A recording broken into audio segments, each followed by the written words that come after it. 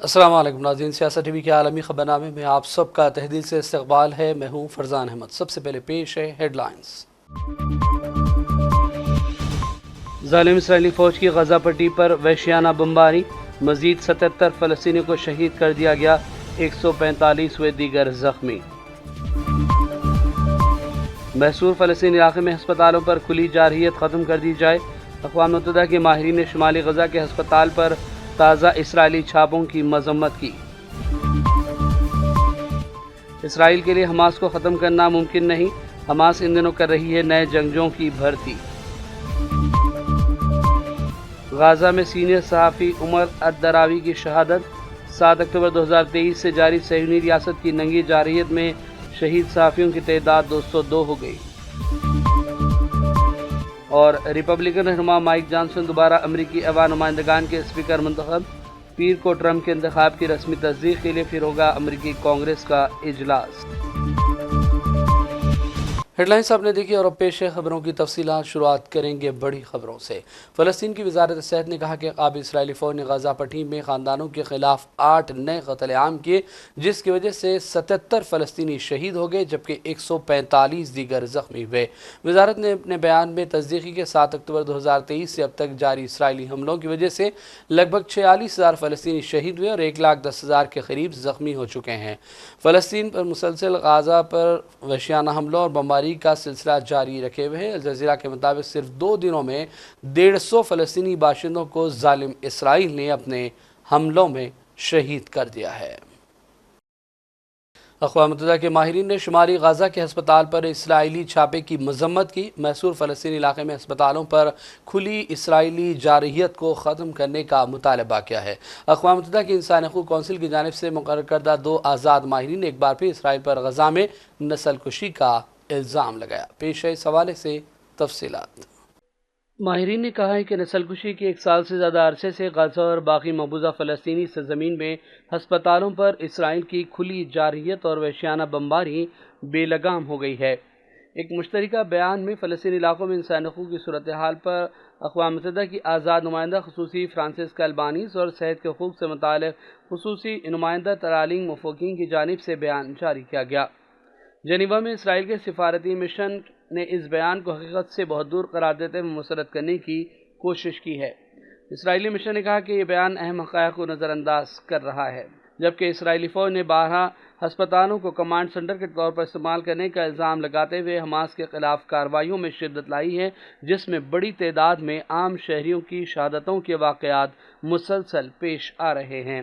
اسرائیلی فوج نے دعویٰ بھی کیا ہے کہ ہسپتالوں پر اس کے حملوں میں حماس کے مجاہدین لقمہ اجل بنے۔ تاہم حالیہ دنوں میں کمال عدوان ہاسپٹل کے ڈائریکٹر حسام ابو صفیہ کو گرفتار کیے جانے کے بعد سے عالمی برادری نے اسرائیل کی سختی کے ساتھ مذمت کی ہے اور کہا ہے کہ ہسپتالوں پر اسرائیل کے حملے ناقابل قبول ہیں اور انہیں روکا جانا چاہیے۔ اقوام متحدہ کے آزاد ماہرین نے کہا ہے کہ وہ حسام ابو صفیہ کی گرفتاری پر شدید فکر مندی میں مبتلا ہے اور ان کی فوری رہائی کا مطالبہ کیا جاتا ہے۔ اسرائیل نے ڈاکٹروں کو نہ صرف ہراساں کیا، اغوا کیا، بلکہ منمانی کرتے ہوئے حراست میں بھی لیا ہے۔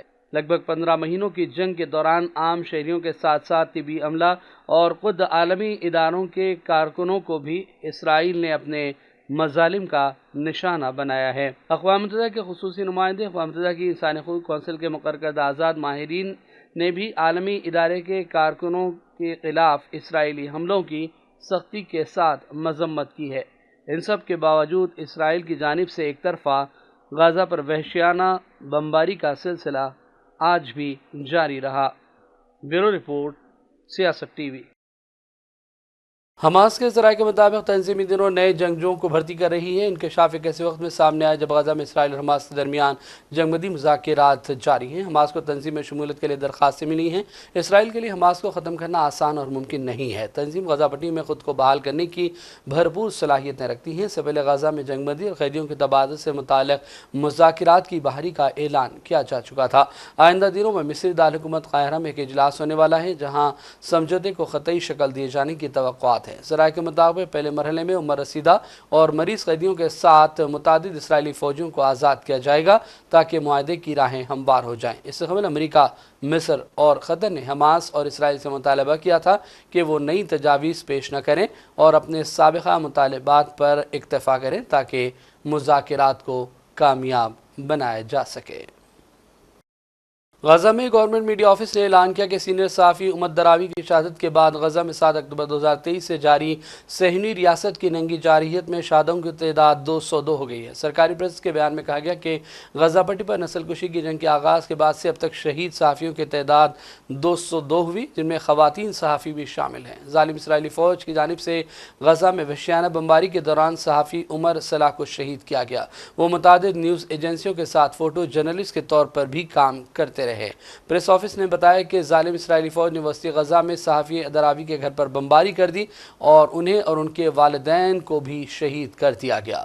قابض اسرائیل کی جانب سے فلسطینی صحافیوں کو نشانہ بنانے، قتل کرنے اور انہیں دانستہ طور پر حملوں کا نشانہ بنانے کی شدید الفاظ میں مذمت کی گئی۔ International federation of journalist, federation of Arab journalist اور دنیا کے تمام ممالک میں صحافتی اداروں سے مطالبہ کیا گیا ہے کہ وہ ان منظم جرائم کی بھرپور انداز میں مذمت کریں۔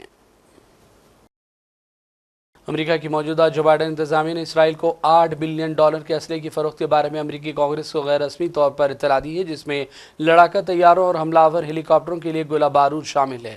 رپورٹ میں کہا گیا کہ اس معاہدے کو ایوان اور سینیٹ کی کمیٹیوں سے منظوری درکار ہوگی اور اس میں ڈرون جیسے خطرات سے دفاع کی غرض سے لڑاکا طیاروں کے لیے توپ خانے کے گولے اور ہوا سے فضا میں مار کرنے والے میزائل بھی شامل ہیں۔ ایک امریکی عہدیدار کے حوالے سے بتایا گیا کہ اسرائیل کو بین الاقوامی قانون اور بین الاقوامی انسانی قانون کے مطابق اپنے شہریوں کا دفاع کرنے اور ایران اور اس کے پراکسی تنظیموں کی جارحیت کو روکنے کا حق ہے۔ غزہ میں اسرائیل کی 15 مہینوں سے جاری جنگ کو ختم کرنے کے لیے سفارتی کوششیں اب تک مکمل طور پر کامیاب نہیں ہو سکی۔ جو بائیڈن 20 جنوری کو عہدہ چھوڑ دیں گے، جس کے بعد ڈونلڈ ٹرمپ ان کی جگہ سنبھال لیں گے۔ اور اس دوران ایک اور اطلاع ہے کہ وائٹ ہاؤس کی جانب سے اشارہ دیا گیا ہے کہ جو بائیڈن انتظامیہ اپنی توانائیاں اسرائیل اور حزب اللہ کے درمیان نومبر 2024 میں ہونے والے جنگبندی معاہدے پر عمل کے لیے لگائیں گی۔ وائٹ ہاؤس کی جانب سے بیان لبنان میں اگلے ہفتے ہونے والے پارلیمانی اجلاس کے دوران صدر کے انتخاب سے پہلے سامنے آیا۔ لبنانی قوم کئی برسوں کے بعد اپنا نیا صدر چنے گی۔ امریکی قومی سلامتی کونسل کے ترجمان جان کربی نے کہا کہ لبنان کے عوام کے لیے اہم ہے کہ وہ اپنے صدر کے انتخاب کے ذریعے اپنے مستقبل کے لیے اپنا ووٹ استعمال کریں اور اپنی آواز بلند کریں تاکہ امن کے لیے ان کے احساسات کا اظہار ہو سکے اور اپنے لیے وہ بہتر کامیابی بھی حاصل کر سکیں۔ نو منتخب امریکی صدر ڈونلڈ ٹرمپ کی حمایت حاصل کرنے والے ریپبلکن رہنما مائک جانسن دوبارہ امریکی ایوان نمائندگان کے اسپیکر منتخب ہونے میں کامیاب ہو گئے۔ نئی کانگریس کے پہلے دن ریپبلکن رہنما مائک جانسن پہلے مرحلے میں ووٹنگ کے ذریعے انتہائی کم فرق سے ایوان نمائندگان کے اسپیکر بنے ہیں۔ مائک جانسن کو 218 جبکہ ڈیموکریٹک رہنما حکیم جیفریز کو 215 ووٹ ملے۔ رپورٹ کے مطابق ریپبلکن نے اب ایوان نمائندگان اور سینیٹ دونوں پر باضابطہ کنٹرول حاصل کر لیا اور اراکین نے حلف بھی اٹھا لیا۔ پیر کو کانگریس کا دوبارہ اجلاس ہوگا جس میں نو منتخب صدر ڈونلڈ ٹرمپ کی انتخابی جیت کی رسمی طور پر تصدیق کر دی جائے گی۔ 75 and 1776. It will fall at the time of this Congress, the great anniversary. And in these 2.5 centuries, we've been reminded repeatedly that freedom is never free. And we have stood tall as the greatest nation on the face of the earth. It is without debate. We are the freest, the most powerful, most benevolent nation that has ever been in the history of the world. We have a mandate, and that was shown in the election cycle. The people want an America First agenda. They do. Sadly, for the past 4 years of divided government, too many politicians in Washington have done the opposite. Open borders and overregulation have destroyed our cities and stifled innovation.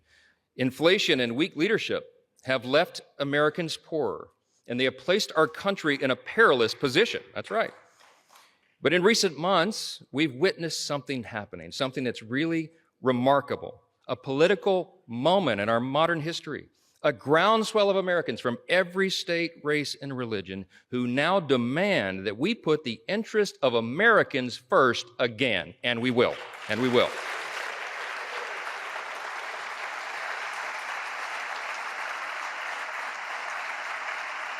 This is a powerful new coalition of our country. It's a coalition that insists that we purge the policies of America last and we bury them in the graveyard of history's mistakes, because it was a big mistake. To that end, this Congress will renounce the status quo and we will listen to the voices of the people. We will act quickly and we will start by defending our nation's borders. That's the number one priority. Yes. In coordination with President Trump, this Congress will give our border and immigration enforcement agents the resources that they need to do their job. We will secure the border, we will deport dangerous, criminal, illegal aliens, and finally finish building the border wall. After 4 years of high inflation, we have a big agenda. We have a lot to do, and we can do it in a bipartisan fashion. We can fight high inflation, and we must. We'll give relief to Americans, and we'll extend the Trump tax cuts. We're going to expedite new drilling permits. We're going to save the jobs of our auto manufacturers. اور اب آخر میں head lines پر ڈالیں گے ایک اور نظر۔ ظالم اسرائیلی فوج کی غزہ پٹی پر وحشیانہ بمباری، مزید 77 فلسطینیوں کو شہید کر دیا گیا، 145 ہوئے دیگر زخمی۔ محصور فلسطینی علاقے میں ہسپتالوں پر کھلی جارحیت ختم کر دی جائے۔ اقوام متحدہ کے ماہرین نے شمالی غزہ کے ہسپتال پر تازہ اسرائیلی چھاپوں کی مذمت کی۔ اسرائیل کے لیے حماس کو ختم کرنا ممکن نہیں، حماس ان دنوں کر رہی ہے نئے جنگجوؤں کی بھرتی۔ غازہ میں سینئر صحافی عمر الدراوی کی شہادت، 7 اکتوبر 2023 سے جاری صہیونی ریاست کی ننگی جارحیت میں شہید صحافیوں کی تعداد 202 ہو گئی۔ اور ریپبلکن رہنما مائک جانسن دوبارہ امریکی ایوان نمائندگان کے اسپیکر منتخب، پیر کو ٹرمپ کے انتخاب کی رسمی تصدیق کے لیے پھر ہوگا امریکی کانگریس کا اجلاس۔ عالمی خبرنامے کا سلسلہ فی الحال یہیں ختم کرتے ہیں۔ محمد فرزان احمد کو پوری ٹیم کے ساتھ اجازت دیں۔ دیکھتے رہیے سیاست ٹی وی۔ اللہ حافظ۔